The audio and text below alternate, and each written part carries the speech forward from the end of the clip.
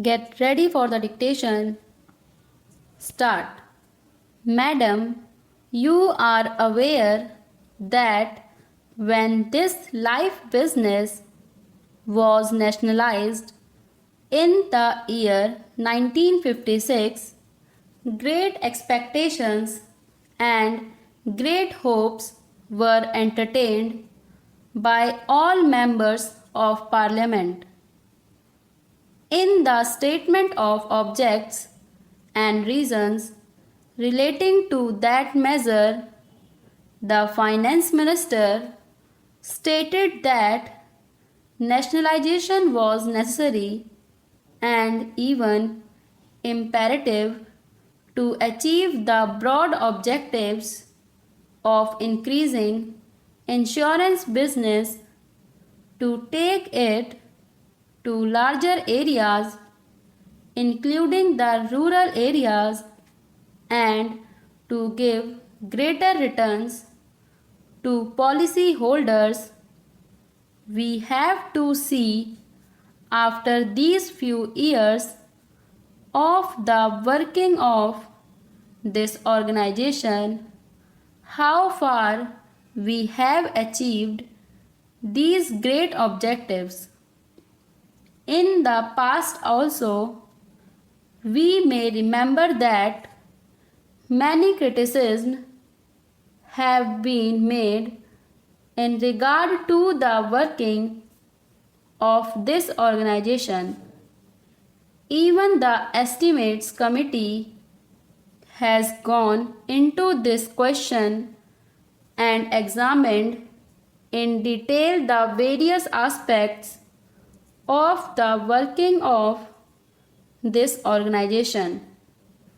That committee has made certain recommendations.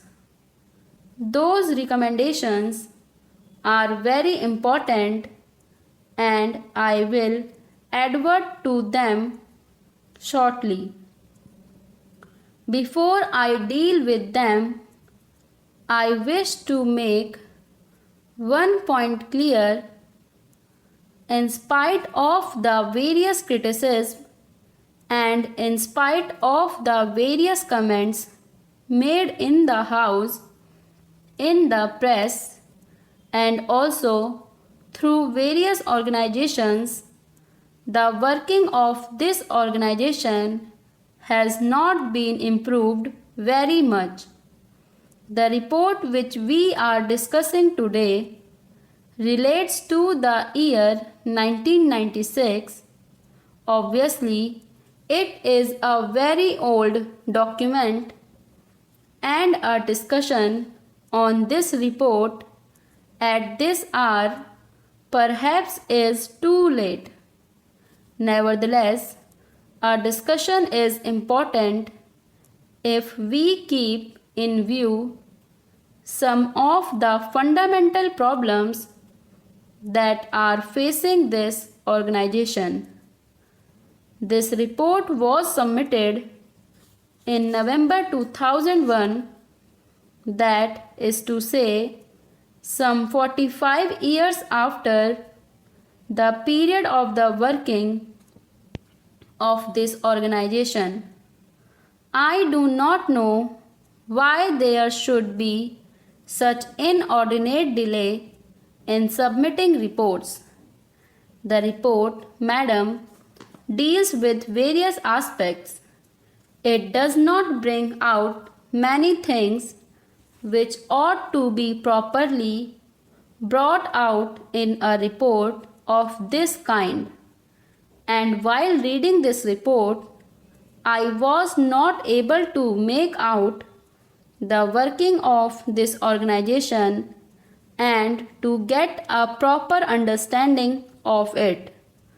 For that purpose, I have to depend upon other reports and other opinions expressed by various organizations in this country, and thereby I have to gather information. That is why I have to suggest that the report should be comprehensive.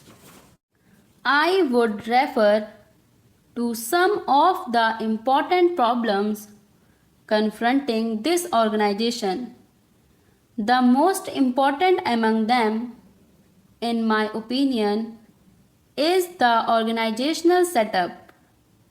You remember when this matter came up for discussion in both houses of parliament at the time of the nationalization of this life business, suggestions were made by certain members.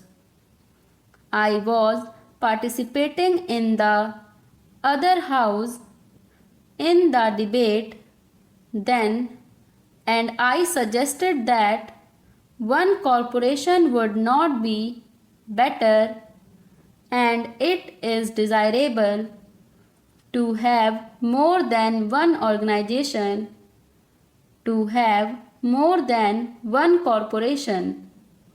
I suggested this, and a good many members of my party made this suggestion because they thought that there should be some sort of comparative standards to measure the efficiency and performance of this organization.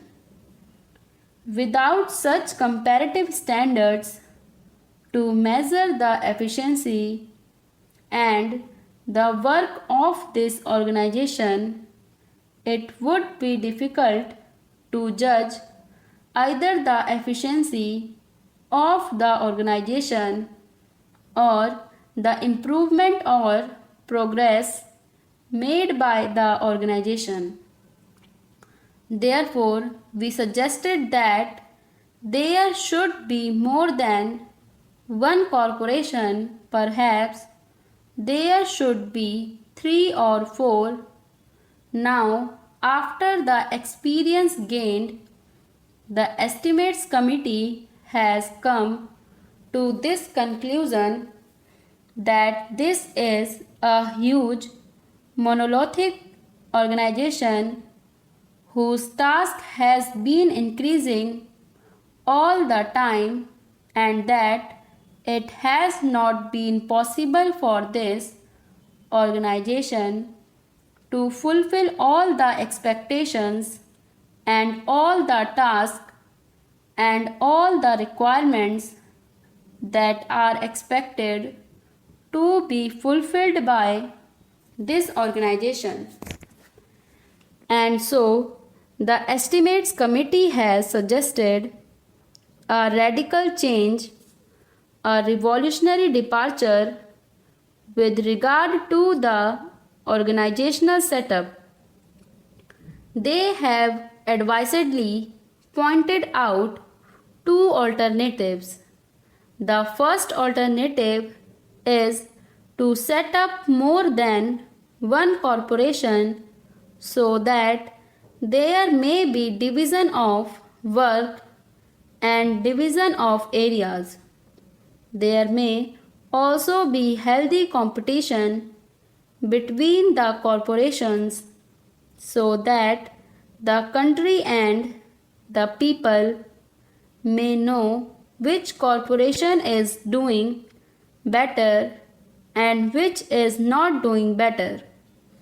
The other alternative they have suggested is that there should be one organization with a federal structure with semi-zonal units functioning.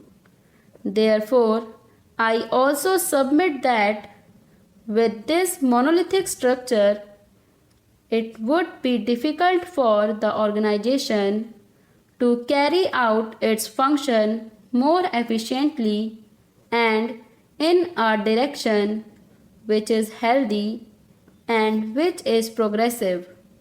In the first instance, therefore, I would suggest that the ministry should immediately take steps to see that the whole organizational setup is revised and reorganized so that there may be better efficiency and understanding maintained into the working of this great institution.